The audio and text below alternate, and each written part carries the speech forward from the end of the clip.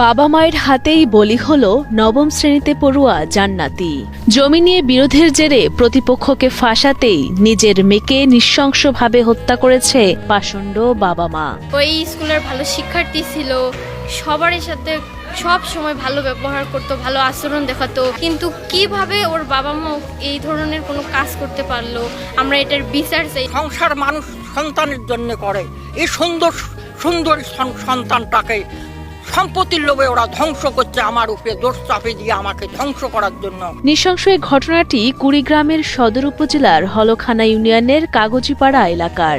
জানা গেছে, দীর্ঘদিন ধরে জমি নিয়ে বিরোধ চলছিল নিহত জান্নাতির পরিবার এবং পার্শ্ববর্তী গ্রামের মুজিবুর রহমান ও তার পরিবারের সাথে।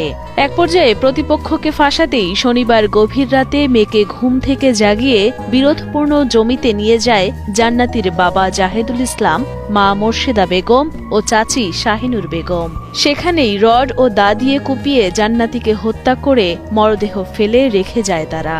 এ ঘটনায় প্রতিপক্ষ মুজিবুর রহমান সহ ২৭ জনের নামে সদর থানায় মামলাও করে নিহত কিশোরীর চাচা খলিলুর রহমান। পরে পুলিশি তদন্ত শুরু হলে সোমবার সন্দেহের জেরে জিজ্ঞাসাবাদ করা হয় নিহত জান্নাতির চাচিকে।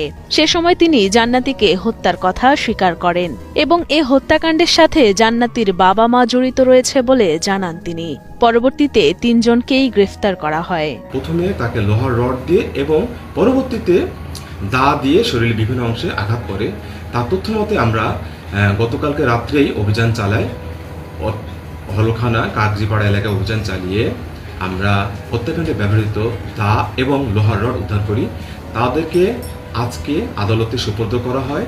তারা বিজ্ঞ আদালতে স্বেচ্ছায় ১৬৪ ধারায় স্বীকারোক্তিমূলক জবানবন্দি প্রদান করে। বাবা মায়ের হাতে সন্তান হত্যার ঘটনা